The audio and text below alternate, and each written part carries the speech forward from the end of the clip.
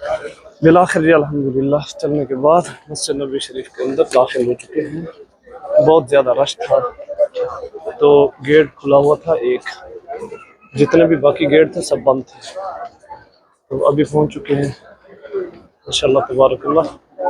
खूबसूरत खूबसूरत प्यारे मंजर को आप लाइक किया करें, फॉलो करें और खूबसूरत प्यारा मंजर की ज़ियारत करें।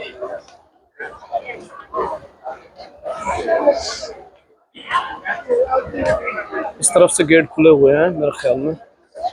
तो बाकी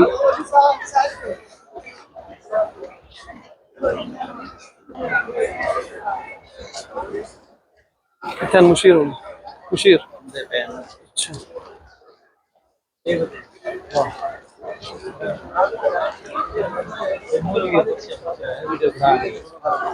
दे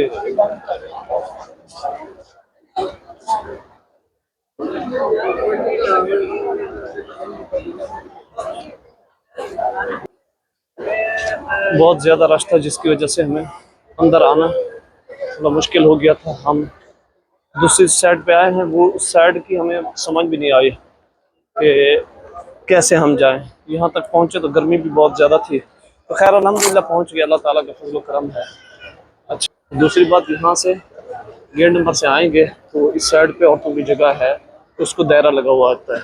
औरतों की जितनी भी जगह होती है उसको दायरा लगा हुआ आता है ताकि कोई आदमी यहाँ अंदर न जा सके। ये सारी औरतों की जगह है। तो अल्लाह ताला आप सबको सलामत रखे।